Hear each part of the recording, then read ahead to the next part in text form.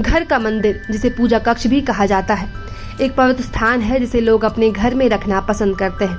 पूजा कक्ष में एक मंदिर होता है जहां मूर्तियां और देवताओं और पूजा से संबंधित अन्य चीजें रखी जाती है। पूजा की थाली से लेकर कुबेर यंत्र तक घर के मंदिर में सब कुछ होता है।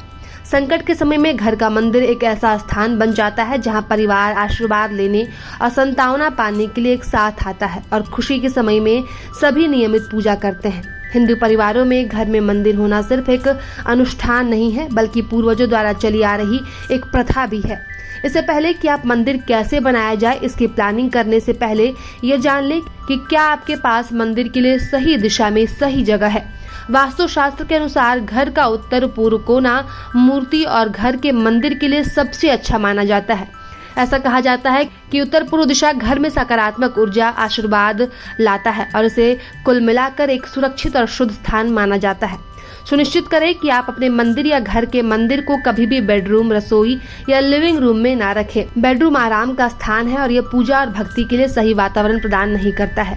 रसोई भी एक ऐसी जगह है जहां हर तरह का खाना बनाया जाता है और लिविंग रूम में कई मेहमान आते हैं जिनकी अलग अलग ऊर्जा होती है। इसलिए कोशिश करें कि अपने मंदिर को ऐसी जगह पर ना रखें क्योंकि यह सकारात्मक ऊर्जा और आशीर्वाद में बाधा उत्पन्न कर सकता है। कुछ लोगों के लिए पूजा का एक महत्वपूर्ण हिस्सा मूर्तियां और भगवान की तस्वीरें हैं और इस प्रकार किसी जानकार पंडित या पुजारी के मार्गदर्शन में देवताओं या मूर्तियों की स्थापना करना महत्वपूर्ण है और उचित स्थान में मूर्तियों के में सकारात्मक और दिव्य ऊर्जाओं को आमंत्रित करने के लिए विशिष्ट अनुष्ठानों और मंत्रों का पालन करना शामिल है। जहां आप मनोकामना पूरी करने के लिए, अपने दुख या निराशा को व्यक्त करने के लिए या सिर्फ यह सुनिश्चित करने के लिए भगवान की पूजा करने जाते हैं कि आपके जीवन में हर चीज का ध्यान रखा गया है। ऐसे में आपको यह सुनिश्चित करना जरूरी है कि मूर्तियां की उचित देखभाल की जाए और जो मूर्तियां मंदिर में रखी गई है वे कटी हुई या टूटी हुई ना हो, क्योंकि इससे मंदिर के भीतर पवित्रता और ऊर्जा प्रवाह बाधित हो सकता है। माना जाता है कि घर में खंडित मूर्तियां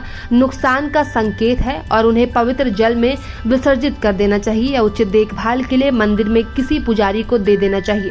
और कई घरों में पूजा कक्ष में दिन में अधिकतम 2 बार ही जाया जाता है, एक बार सुबह की पूजा के लिए और फिर सूरज डूबने के बाद पूजा के लिए।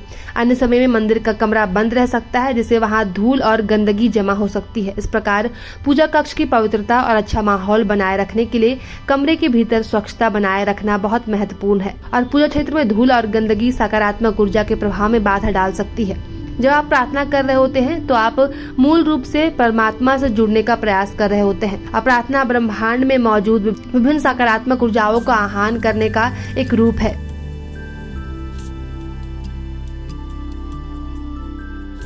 प्रभातखबर.com, विश्वास वही, रफ्तार नहीं।